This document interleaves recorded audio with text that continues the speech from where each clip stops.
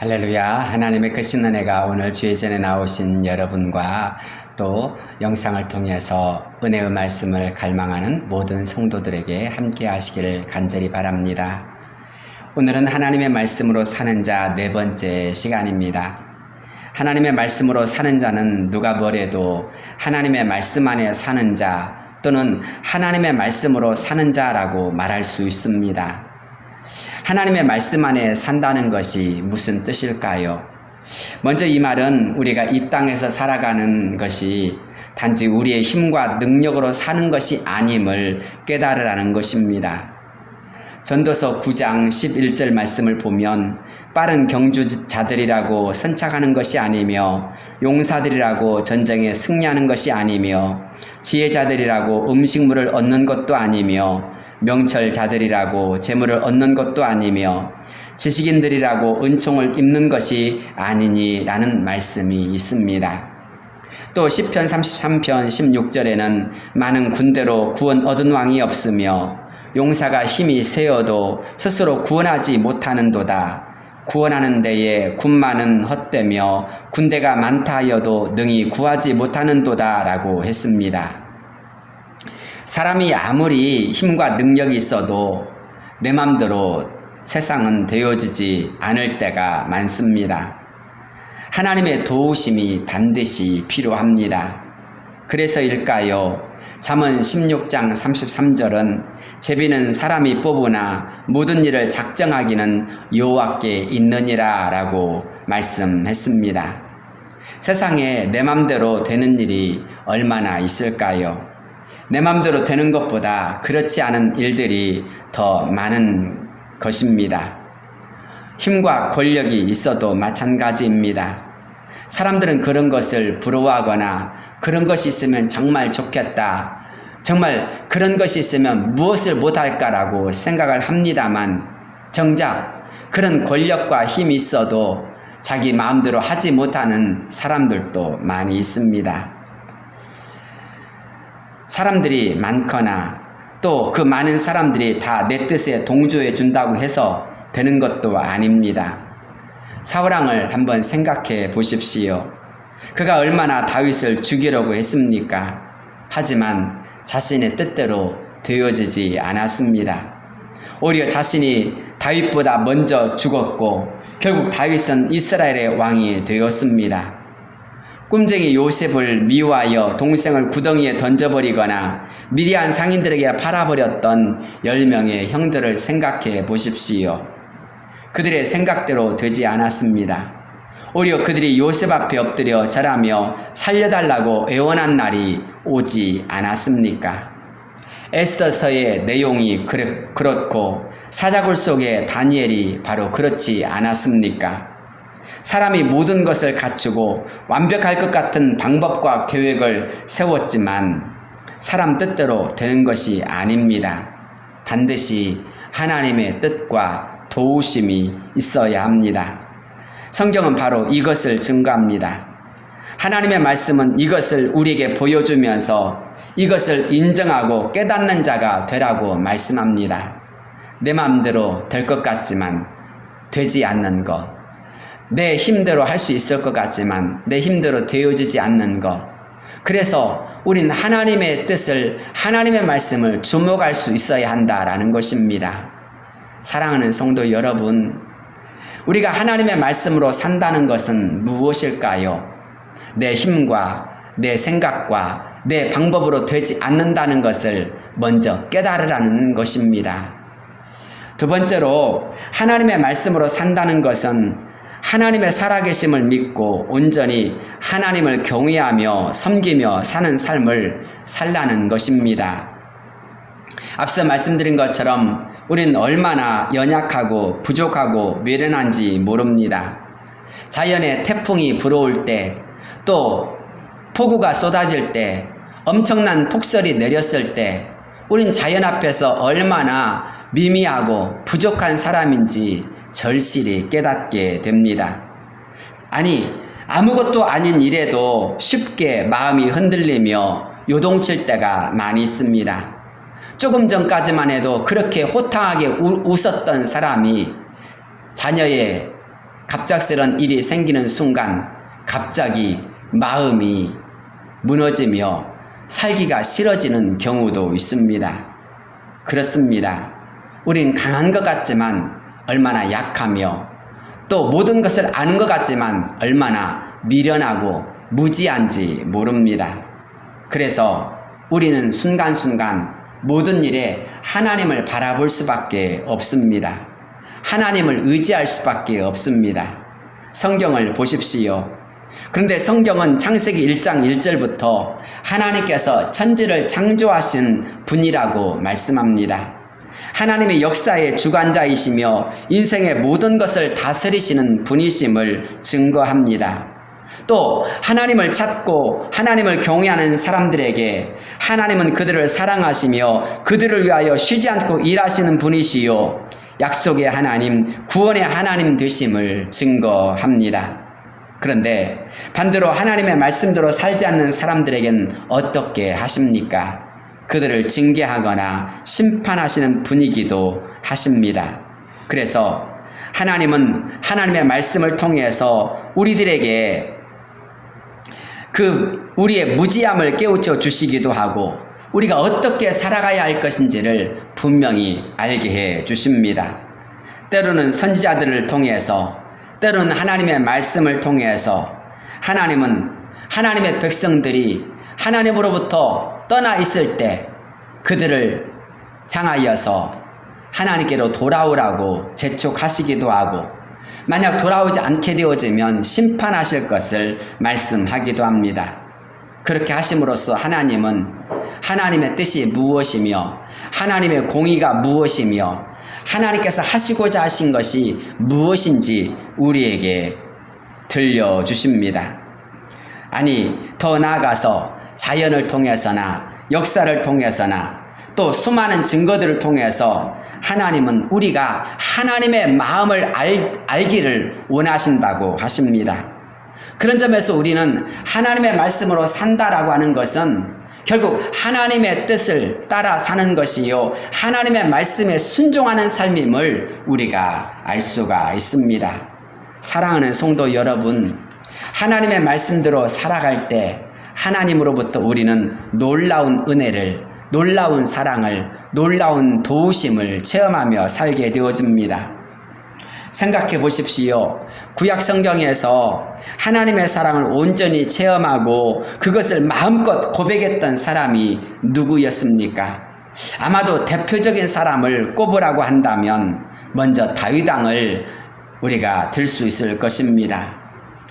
다윗이 쓴 시편 18편 2절을 한번 생각해 보십시오.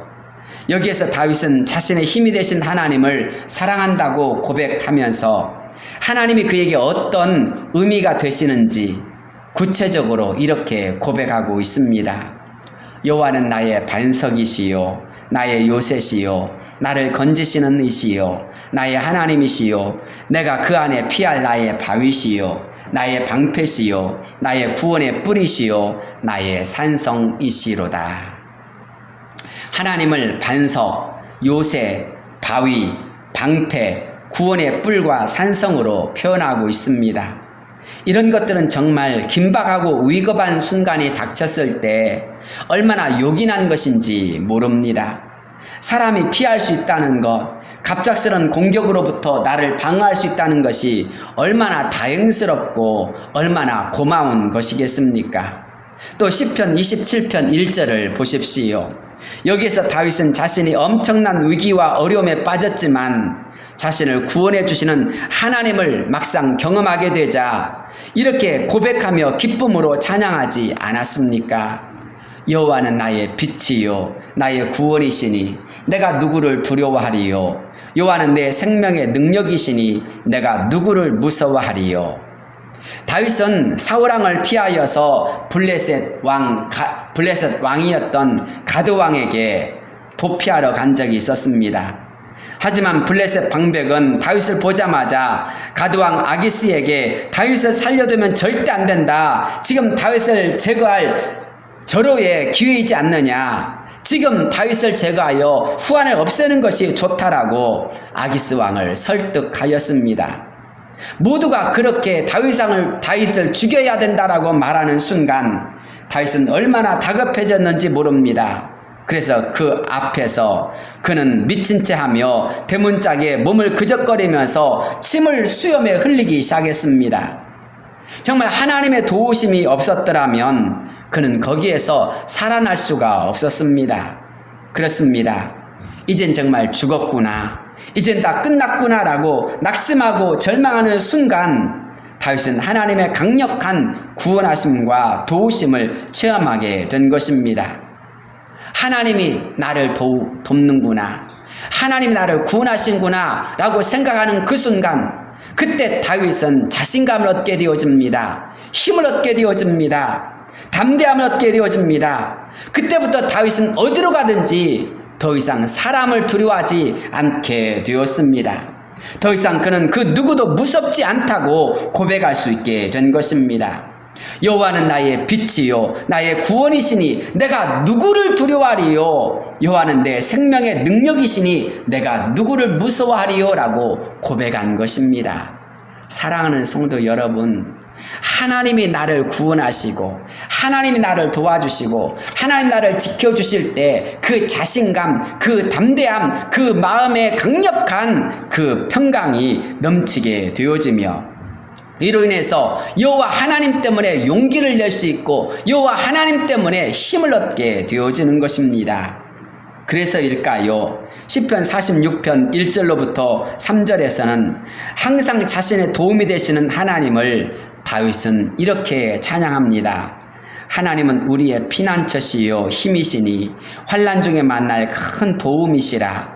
그러므로 땅이 변하든지 산이 흔들려 바다 가운데에 빠지든지 바닷물이 솟아나고 뛰놀든지 그것이 넘침으로 산이 흔들릴지라도 우리는 두려워하지 아니하리로다. 하나님이 피난처가 되어주시고 하나님이 환난 중에 만날 큰 도움이 되어주셨을 때 다윗은 세상에서 정말 엄청난 일이 일어난다 할지라도 이제는 내가 편안하게 생활하며 더 이상 우리는 두려워하지 아니할 것이라고 찬송하기 시작했습니다. 그렇습니다. 정말 하나님의 강력한 구원과 도우심을 힘입었기에 다윗은 그런 하나님의 역사하심 앞에서 마음껏 하나님을 고백하며 찬양할 수 있었던 것입니다. 이런 놀라운 하나님의 은혜가 다윗에게만 주어졌습니까? 아닙니다. 다윗뿐만이 아닙니다. 홍해바다를 육지같이 건넜던 이스라엘 백성들도 위대하신 하나님의 능력을 체험한 순간 춤추며 하나님께 소리 높여 찬양하였습니다. 미리암도 모세도 다 하나님을 찬양했습니다. 성경을 읽어보십시오. 우리는 성경 곳곳에서 다윗과 같은 환희의 찬송과 확신으로 가득 찬 신앙 고백과 찬양을 발견할 수 있습니다. 아니, 그들의 이런 고백과 찬양을 통해서 하나님의 살아계심을, 하나님의 도우심을, 하나님의 인도하심을, 하나님의 함께하심을 우리는 발견할 수 있게 되어지고, 그것을 통해서 내가 믿는 이 신앙이 얼마나 참되고 얼마나 귀중한 것인지를 알게 되어집니다. 사랑하는 여러분, 그래서 우리가 지금 이 자리에 온 것이 아닙니까? 그래서 우리 모두가 지금도 역사하시는 그 하나님의 은혜를 기대하며 하나님께 기도하는 것 아니겠습니까? 그렇습니다. 모든 찬양들은 하나님의 살아계심과 그의 놀라운 역사를 증거합니다. 소리 높여 하나님께 영광을 돌립니다.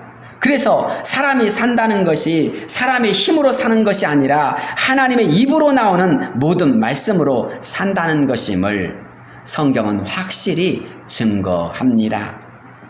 어떻게 하룻밤 사이에 홍해바다가 갈라져서 길을 내는 역사가 일어날 수 있을까요? 어떻게 하나님께서 구름 기둥과 불 기둥을 통해서 광야에서 이스라엘 백성들을 인도하시며 안전하게 살게 하셨을까요? 요즘 얼마나 더위 때문에 고생하고 있는지 모릅니다. 그런데 이 더위로 인해서 아무리 에어컨을 켜도 그때뿐 에어컨을 끄는 순간 갑자기 더위가 맹폭하지 않습니까? 그런데 이스라엘 백성들은 광야에서 40년 동안을 살았습니다. 산도 나무도 없는 그런 곳에서 한낮의 더위가 얼마나 그들을 위협하겠습니까? 그런데 하나님께서 구름 기둥을 통해서 그들을 한낮의 태양볕으로부터 죽지 않도록 그들을 지켜주십니다. 혹독한 추위 속에서 그들이 떨거나 얼어 죽지 않도록 불기둥으로 그들을 보호해 주십니다. 그러니 얼마나 기가 막힌 하나님의 보호하심입니까? 그것뿐입니까? 반석에서의 생수로 만나로 그들을 먹이시고 마시우게 하시면서 하나님은 그들을 그런 악조건 속에서도 기적적인 삶을 살게 하여 주셨습니다. 그것이 어찌 사람의 힘입니까? 그것이 어찌 사람의 능력입니까? 이스라엘 모든 백성들이 광야에서 40년 동안을 먹고 지내며 살 수 있었던 것은 전적인 하나님의 능력과 하나님의 역사였습니다. 그리고 그들이 그 광야의 생활을 지나서 적과 꿀은 가나안 땅으로 들어갈 수 있게 되어진 것, 하나님의 인도하심은 정말 하나님의 기적 같은 역사였습니다. 그렇습니다. 이스라엘 백성들이 애굽에서 나온 것도, 광야에서 생활한 것도, 광야의 삶을 끝나고 적과 꿀이는 가나안 땅으로 들어간 것도 모두가 하나님의 역사였습니다.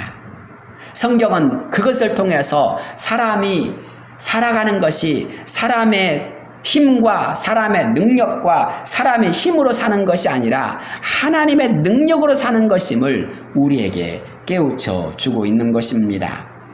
그것은 비단 출애굽한 이스라엘 백성들 뿐만이 아닙니다. 믿음의 조상 아브람과 이삭과 야곱의 삶도 그랬습니다. 사사 시대에 이스라엘 백성들도 그랬습니다. 왕정 시대에나 포로 시대에나 모두 하나님의 역사 속에서 하나님은 이스라엘 백성들을 살게 하셨습니다. 물론 그것은 예수님 시대에도 그랬고 사도들의 시대도 마찬가지였으며 오늘날도 마찬가지입니다. 그런 가운데 하나님은 지금도 우리에게 깨우쳐 주십니다. 바로 우리의 힘이 아닌 하나님의 능력으로, 하나님의 힘으로, 하나님의 말씀으로 살아가는 것임을 우리에게 깨우쳐 주십니다. 사랑하는 여러분, 그런 점에서 성경은 하나님의 말씀으로 사는 자들보다 더 큰 복이 없음을 증거합니다. 우리가 너무나도 잘 알고 있는 시편 1편 1절로부터의 말씀을 생각해 보십시오. 복 있는 사람은 누구라고 정의합니까? 오직 여호와의 율법을 즐거워하여 그의 율법을 주야로 묵상하는 자로다라고 했습니다. 그렇습니다. 성경은 우리에게 하나님의 말씀대로 사는 자가 가장 복 있는 자임을 깨우쳐 줍니다. 신명기 5장 10절 말씀을 보십시오. 나를 사랑하고 내 계명을 지키는 자에게는 천대까지 은혜를 베푸느니라 라고 말씀하였습니다. 여기에서 하나님은 하나님을 사랑하고 하나님의 계명을 지키는 자에게 얼마나 놀라운 은혜와 복을 약속해 주십니까? 한두 대도 아닌 천대까지 은혜를 베풀어 주신다고 약속하였습니다. 그렇습니다. 하나님은 하나님을 경외하는 사람들에게 그렇게 놀라운 복을 주시는 분이요 또한 은혜를 주시는 분이십니다. 잠언 8장 18절 말씀이지요. 부귀가 내게 있고 장관 재물과 공의도 그러하니라. 내 열매는 금이나 정금보다 나으며 내 소득은 순음보다 나으니라. 나는 정의로운 길로 행하며 공의로운 길 가운데로 다니나니 이는 나를 사랑한 자가 재물을 얻어서 그 곳간에 채우게 하려 함이니라. 그렇습니다. 사람들은 부귀, 공명을 누리고 싶어 합니다. 재물을 누리고 싶어 합니다만, 그래서 열심히 노력하면 안 되는 일 없다라고 말하지만 어찌 그것이 사람의 마음대로 됩니까? 많은 사람들이 로또를 삽니다. 복권에 당첨되고 싶어 합니다. 그런데 복권 샀다고 해서 다 당첨되고 다 로또를 맞습니까? 아닙니다. 그렇지 않습니다. 모든 것이 다 내 마음대로 된다면 세상 얼마나 쉽습니까? 그런데 우리가 세상 참 살기 어렵다고 말하는 까닭은 내 마음대로 되지 않기 때문에 그러는 것 아니겠습니까? 그런데 성경을 보십시오. 성경은 부귀공명장수 모든 재물을 누릴 수 있는 것 누리도록 하여주시는 분이 누구라고 하십니까? 바로 하나님이시라고 말씀합니다.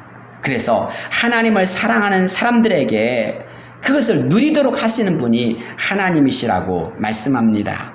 그뿐입니까?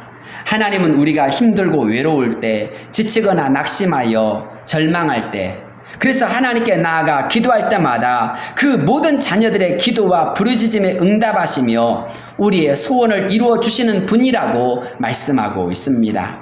마태복음 7장 9절이지요. 너희 중에 누가 아들이 떡을 달라 하는데 돌을 주며 생선을 달라 하는데 뱀을 줄 사람이 있겠느냐? 너희가 악한 자라도 좋은 것으로 자식에게 줄 알거든 하물며 하늘에 계신 너희 아버지께서 구하는 자에게 좋은 것으로 주시지 않겠느냐? 그렇습니다.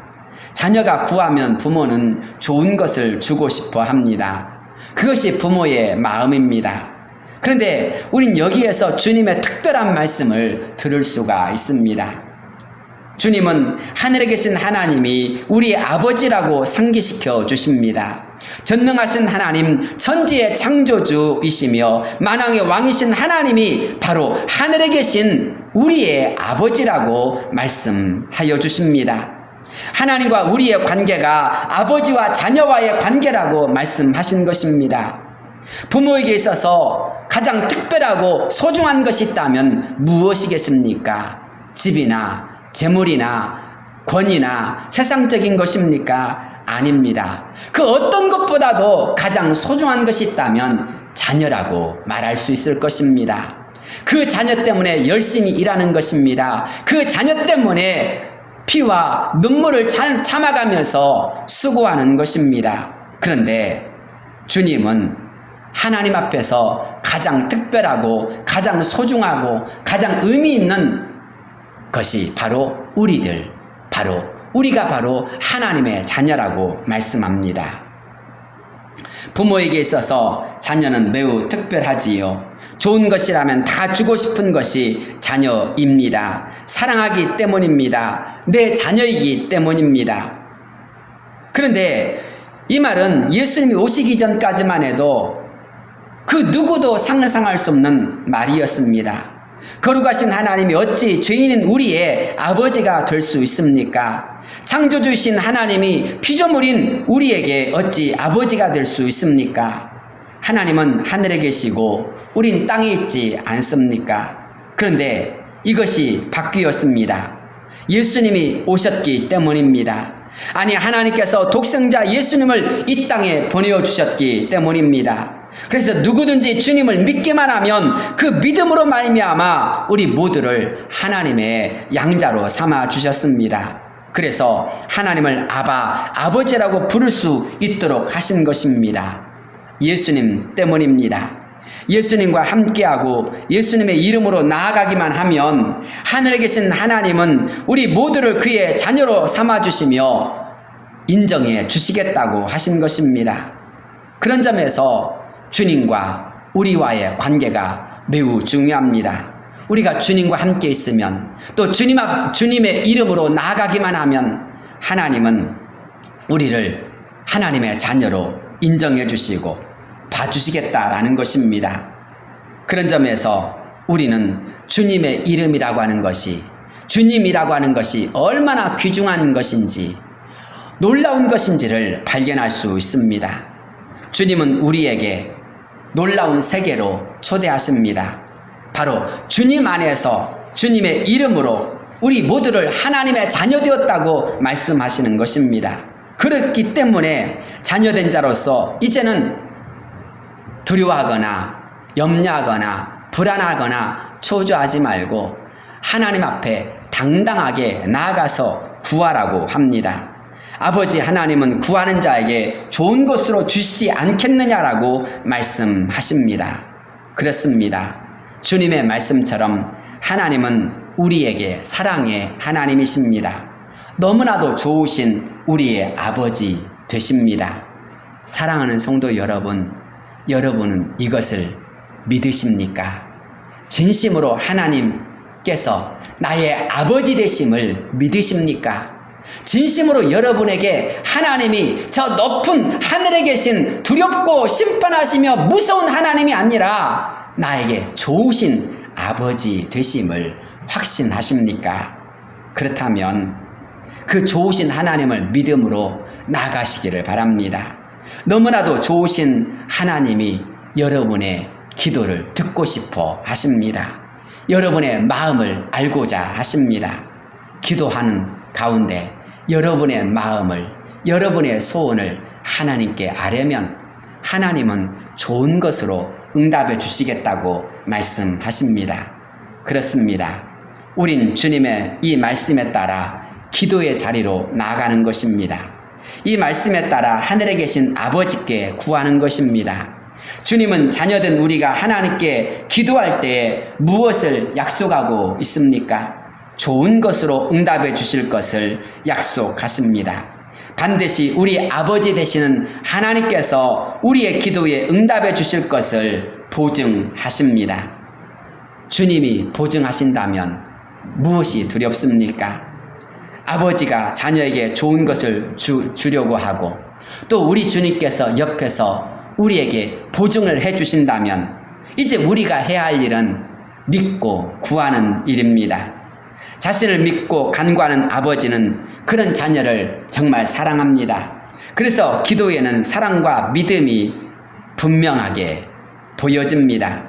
감사와 기쁨이 넘쳐납니다. 그래서 기도하면 할수록 기도하는 자에겐 기쁨이 그 속에 넘치며 감사함이 삶 속에서 열매가 되어 나타나게 되어집니다. 이것이 바로 자녀로서 누리는 행복, 자녀로서 누리는 권세인 것입니다. 자녀됨의 특권을 누리며 살아가는 여러분 되어지시기를 주의 이름으로 축복합니다. 우리를 너무나 사랑하셔서 좋은 것을 아낌없이 주시고 싶어 하시는 하나님의 마음이 여기에서 드러납니다. 그래서 우리는 기도할 때 먼저 이런 하나님의 사랑과 마음을 잘 알고 기도해야 합니다. 그런 마음으로 나아갈 때 기도가 힘들어지지 않고 기쁨이 되고 감사가 됩니다. 또 그럴 때 기도는 주님과 마음과 사랑을 나누는 친밀한 교제의 시간이 됩니다. 기도를 통해서 우리는 관계를 확신할 수 있고 또 마음이 넓어지며 믿음이 성장하고 더 깊은 영의 세계로 들어가게 됨을 깨닫게 되어집니다. 사랑하는 성도 여러분, 그런 점에서 아버지와의 관계를, 주님과의 관계를 다시 한번 새롭게 하는 역사가 이루어지기를 바랍니다. 그런 면에 있어서 오늘 우리가 읽은 성경 말씀은 우리를 다시 한번 하나님 앞에서 우리를 새롭게 하는 말씀입니다. 우리 한번 본문의 말씀을 다시 한번 읽어보도록 하겠습니다. 요한복음 15장 7절부터 8절 말씀이지요. 너희가 내 안에 거하고 내 말이 너희 안에 거하면 무엇이든지 원하는 대로 구하라. 그리하면 이루리라. 너희가 열매를 많이 맺으면 내 아버지께서 영광을 받으실 것이요 너희는 내 제자가 되리라. 오늘 우리가 읽은 본문을 보면 예수님께서는 제자들을 향해 포도나무의 비유를 말씀하고 있습니다. 포도나무 가지는 나무에 붙어 있을 때 열매를 맺을 수 있습니다. 바람이 불거나 동물에 의해 혹 가지가 꺾어져 버린 경우가 있습니다.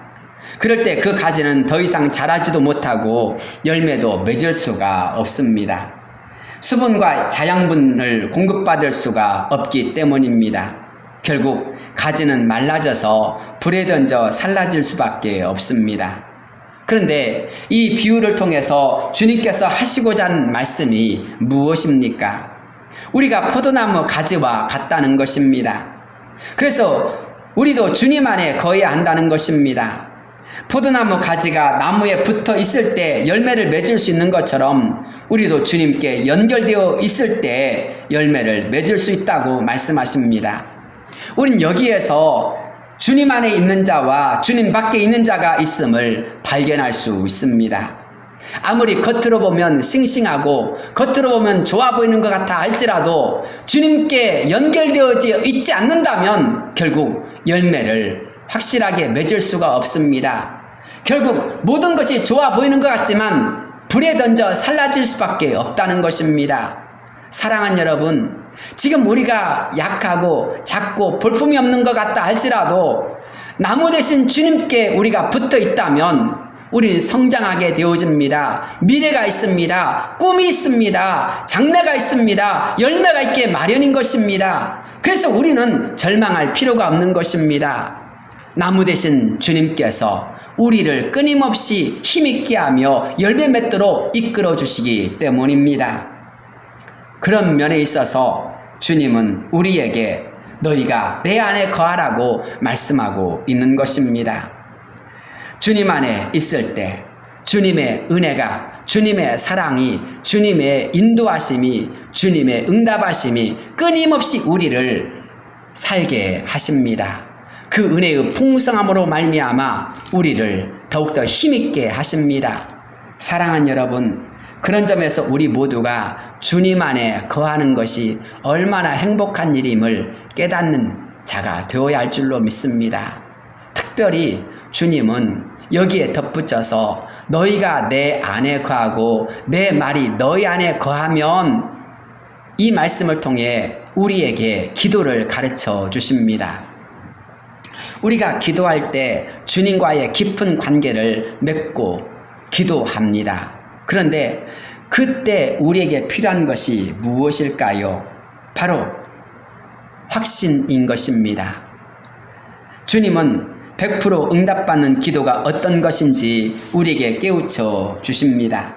그것은 바로 우리 안에 주님의 말씀이 거할 수 있어야 한다는 것입니다. 흔히 신학자들은 하나님의 말씀을 말할 때 세 가지를 말합니다. 첫째는 직접적인 하나님의 말씀입니다. 천지를 창조하셨을 때의 하나님의 말씀입니다.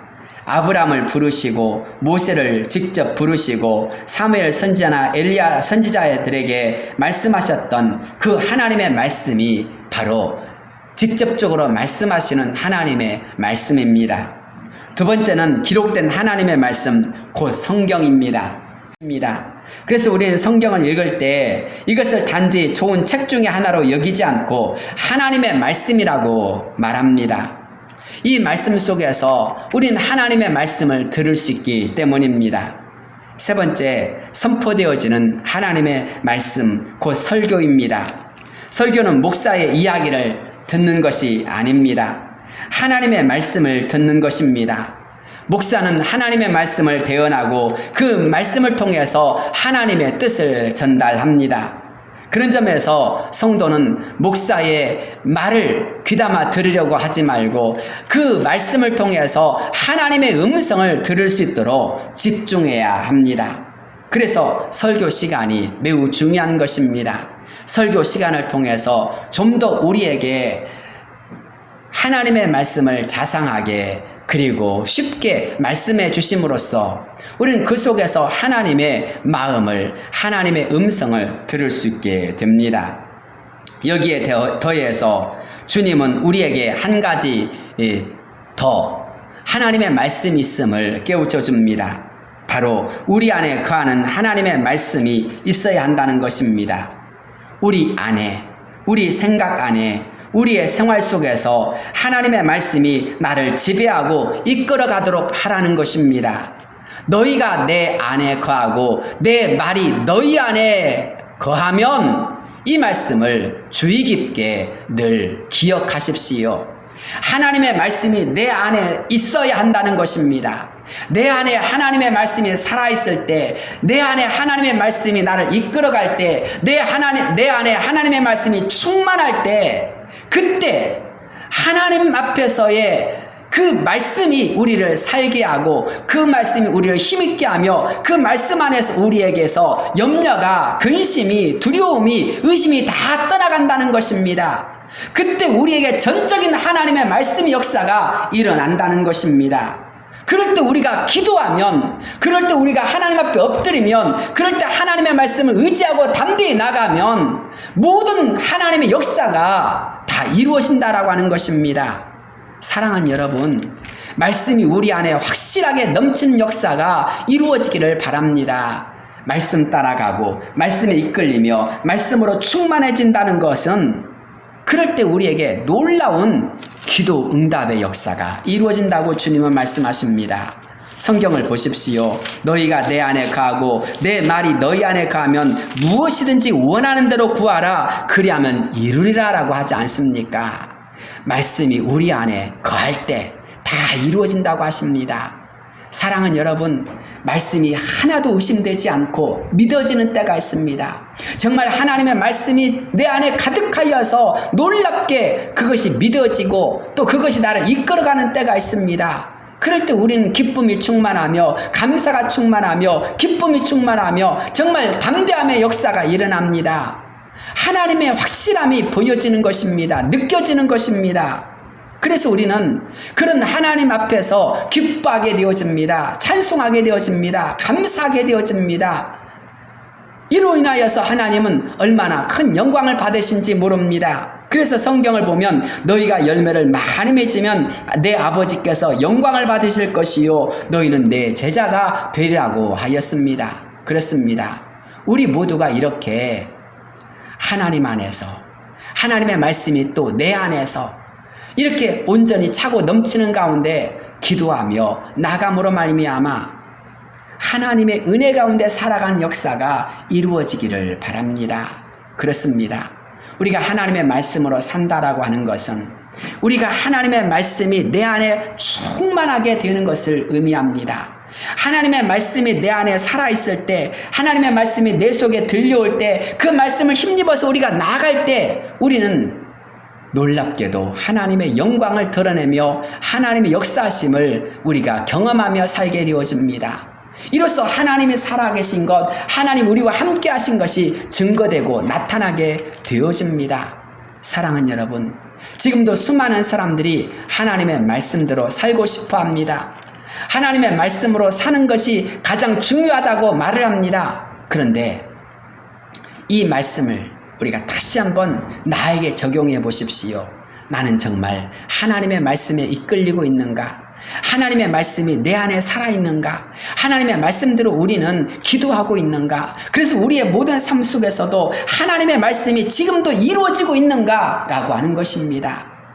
하나님의 말씀이 지금도 이루어지고 하나님의 말씀대로 나의 모든 삶이 이루어지고 있다면 그보다 더 귀한 일이 어디 있겠습니까?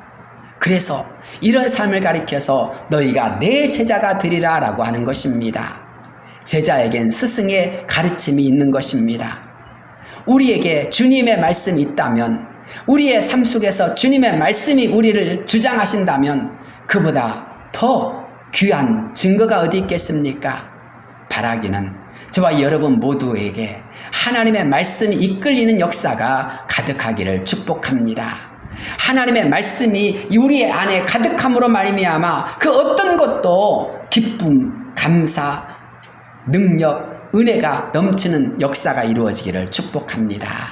기도하겠습니다.